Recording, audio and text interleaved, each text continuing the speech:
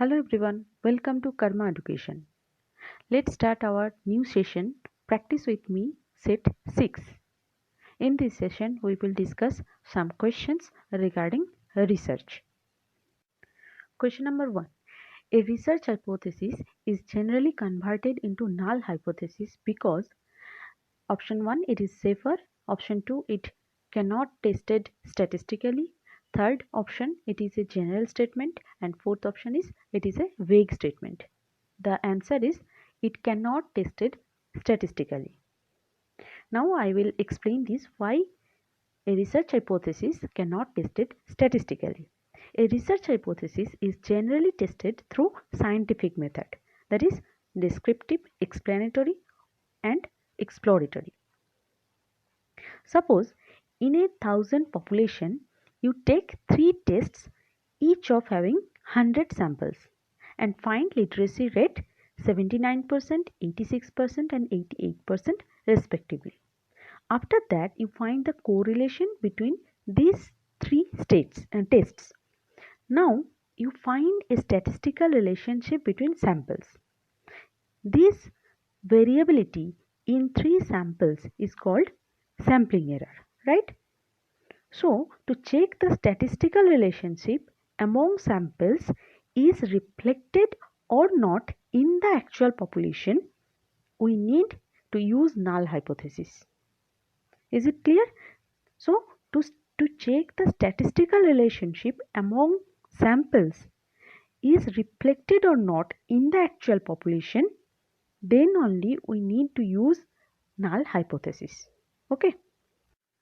Next question is a statement made about a population for testing purpose is called option A statistics, option B hypothesis, option C level of significance and option D test statistics.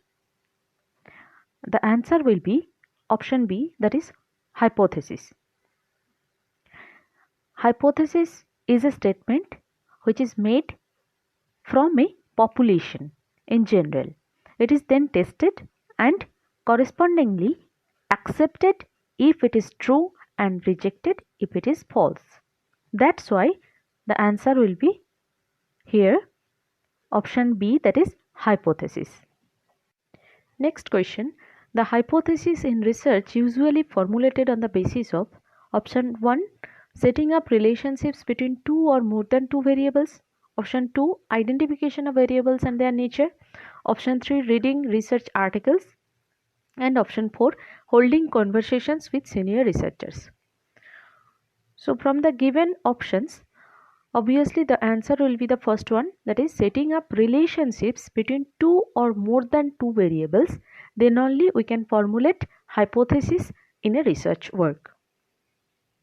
The next question is hypothesis making is basically a creative process, logical process, scientific process, epistemological process.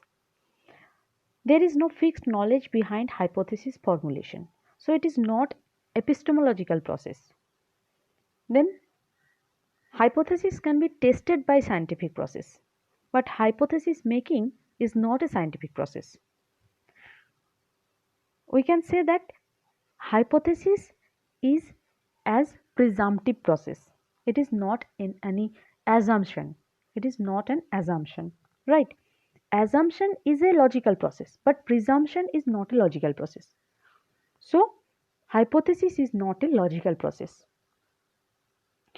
And in terms of creative process, we can say that variables are chosen by researcher in hypothesis formulation. So, we can say that it is a creative process. Okay, so the option 1, that is creative process, will be the correct option over here. Next question is assertion. The statement is a good hypothesis is clear and precise. Reason. The statement is this, it should be amenable to testing within a reasonable time. First statement, that is assertion, that a good hypothesis is clear and precise. Hypothesis should be always clear, lucid and precise in language, so the assertion is true.